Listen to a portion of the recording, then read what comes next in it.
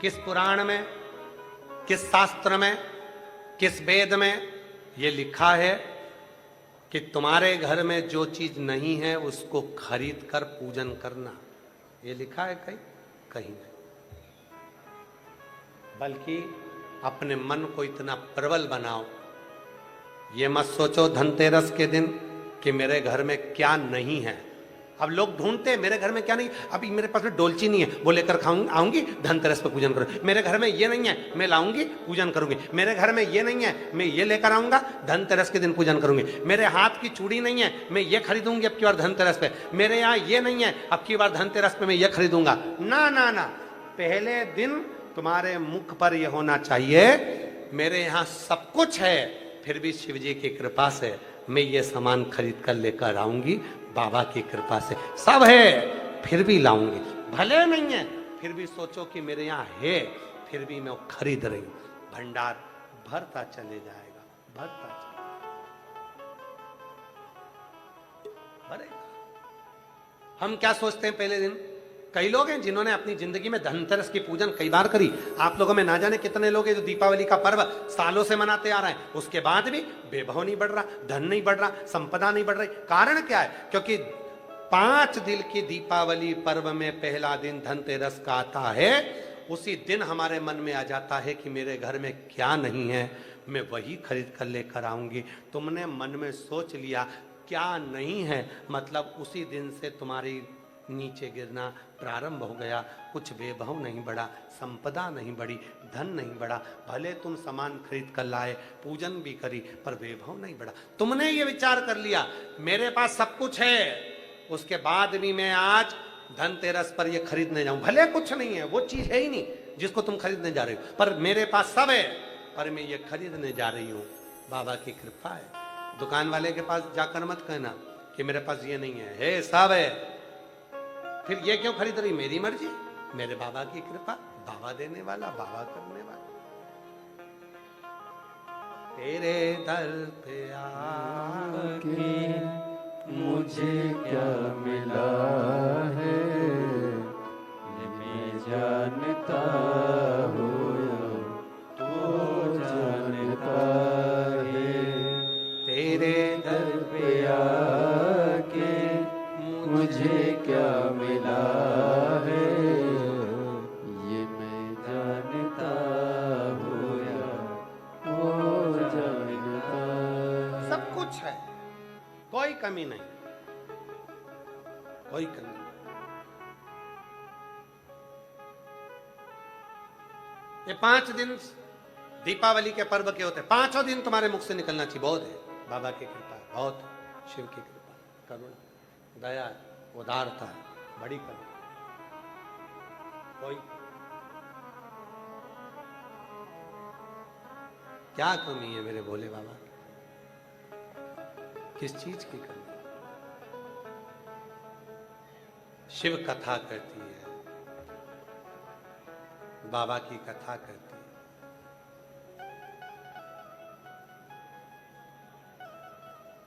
कोई आडंबर नहीं शिव को पाने, कोई। जो सती माता जलकर भस्म हुई, वही पार्वती माता के नाम से मैनावती के गर्भ से प्रकट हो गई। वही मैनावती के,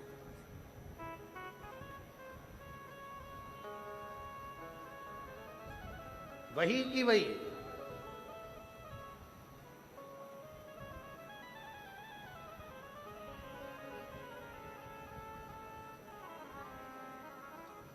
और मैनावती के गर्भ से प्रकट हुई पार्वती मैया, और देवऋषि नारद जी ने आकर उनका भाग्य बताया।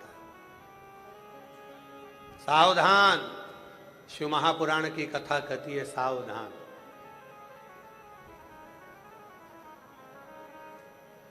भाग्य बताने वाले बहुत सारे मिलेंगे,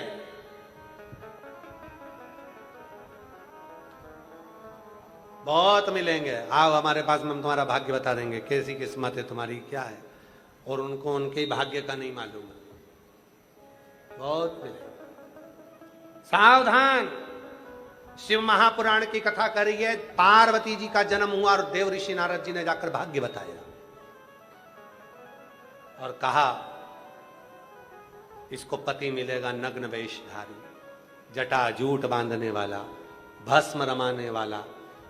पार्वती मैया गोदी में थी, मैनावती रोने लगी, क्या मेरी बेटी का भाग्य ऐसा है? तब हिमालय राज ने कहा क्यों चिंता करती हो, अगर अवगुण ही अवगुण भरे होंगे तो कोई तो गुण लड़के में होंगे, तुम चिंता मत करो। सारे अवगुण और गुण एक ही के अंदर समाहित है। अगर हमारी बेटी पार्वती शिव जी की आराधना करेगी तो वो नग्न वेशधारी भी है, त्रिपुंडधारी भी है, त्रिशूलधारी भी है और वो स्वयं सुंदर कर्पूर गोरम करुणा सुंदर।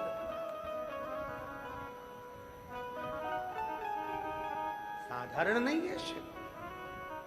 आरती में आता है शिव जी के कितने मुख हैं। एकानंद चतुरानन पंचानन राजी, भोले पंचानन राजी। कितने मुख शिव जी के? 5। कितने स्वरूप शिव जी के? 5। फिर से बोलो, एकानंद चतुरानन पंचानन राजी। पंचानंद का मतलब 5 मुख, पंचानंद का मतलब 5 कार्य, पंचानंद का मतलब 5 स्वरूप, पंचानंद का मतलब 5 प्रतिक्रिया, पंचानंद का मतलब 5 कर्म भगवान शंकर के पास में है। पहला कर्म है शंकर जी का प्रकृति अर्थात संसार को बनाना, दूसरा है संसार का पालन करना, तीसरा है संसार का संहार करना, चौथा है संसार में से आलोप करना और 5वां है संसार में जन्म लेने वाले पर करुणा करना। ये 5 चीजें शंकर जी के पास है। पर शिव जी ये विचार करे कि मैंने 5 चीज मेरे पास रख कर रखी है तो मैं भजन कब करूंगा? तो शंकर भगवान ने भगवान ब्रह्मा जी को बुलाया, ब्रह्मदेव इधर आओ। ब्रह्मा जी ने पूछा क्या है प्रभु जी? तो कहा एक काम करो, मेरे एक मुख की पूजन तुम करो और एक काम तुम लो। क्या काम? तो कहा संसार को बनाने का काम, संसार को प्रकट करने का काम तुम्हारा, संसार बनाने का काम ब्रह्मा जी को दे दिया। भगवान विष्णु को बुलाया, नारायण से कहा एक मुख की पूजन तुम करो। भगवान विष्णु ने पूछा क्यों? तो कहा एक काम तुम्हें देता हूं, संसार का पालन तुम्हें करना है, सारे संसार को तुम पालन करो। ठीक है। फिर तीसरा नंबर आया, शिव जी ने अपने ही स्वरूप में से बगला मुख को प्रकट करा। बगला मुख प्रकट कर कर कहा है बगला मुख तुम मेरा तीसरा स्वरूप रहो, जाओ एक काम करना, जब संसार पूर्ण तरह से बहुत ज्यादा गर्त में चले जाए तब इसे नष्ट कर देना, संहार का कार्य तुम्हारा रहेगा। फिर चौथा स्वरूप आया, चौथा स्वरूप भगवान स्वयं कमला बन गए, कमल बन गए और मेरे शिव कमल बनकर स्वयं अपने स्वरूप का मुख देते हुए कहते हैं तुम भी मेरा प्रतिबिंब स्वरूप हो, एक काम करना, वो आलोप करना, ओझल करने की जवाबदारी तुम्हारी है। और आखिरी में ब्रह्मा विष्णु कमल और बगला मुख सब ने पूछा भोलेनाथ तुम क्या करोगे? तो शंकर भगवान ने कहा 5वें नंबर का कार्य मैं करूंगा, केवल करुणा करूंगा, जो मेरे पास आएगा खाली नहीं जाएगा, उसकी झोली में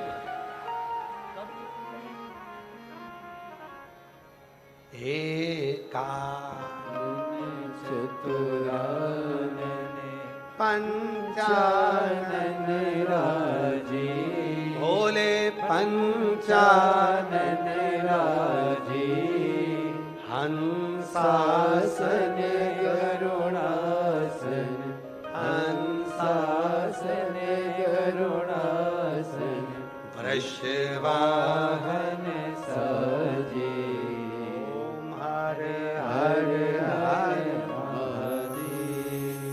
पंचसुर सबको दे दिया। तुम ब्रह्मा जी संसार बना, तुम पालन करो, तुम संहार करो, तुम ओझल करो। शिव जी ने अपने पास में, ब्रह्मा जी ने पूछा तुमने अपने पास क्या रखा? भगवान विष्णु पूछते हैं तुमने अपने पास क्या रखा? शिव जी कहते हैं केवल मैंने अपने पास करुणा रखी है। जो मेरे पास आएगा, बैठेगा, भजन करेगा, स्मरण करेगा, जो मांगेगा उसको दे दूंगा, खाली नहीं रखूंगा। शिव ने अपने पास। हिमालय राज ने कहा बेटी का भाग्य गलत नहीं है।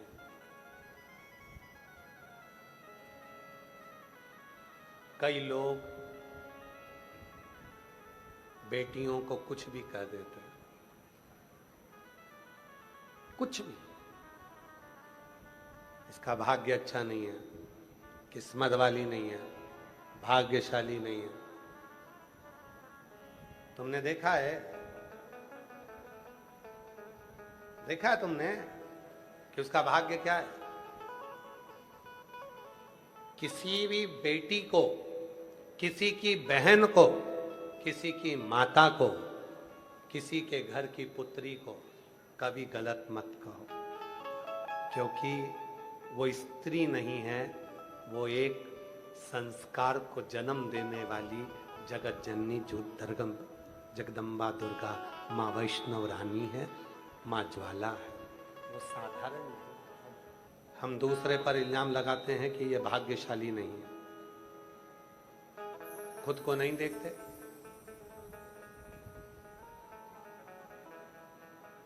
कई लोगों की आदत रहती है सुबह से सो के उठेंगे तो आंख बंद करके बैठे रहेंगे, देखते रहेंगे, इसका मुंह नहीं देखूंगा, उसका मुंह नहीं देखूंगा, उसका नहीं देखूंगा, तो खुद का देख ले कांच में जाके।